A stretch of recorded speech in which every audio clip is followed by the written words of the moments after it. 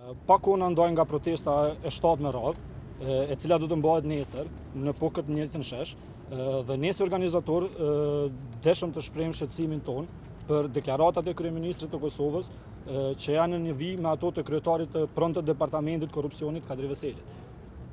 Këta të dy po mundohen të paraqesin diçka normale atë që ka bërë Adem Grabovci.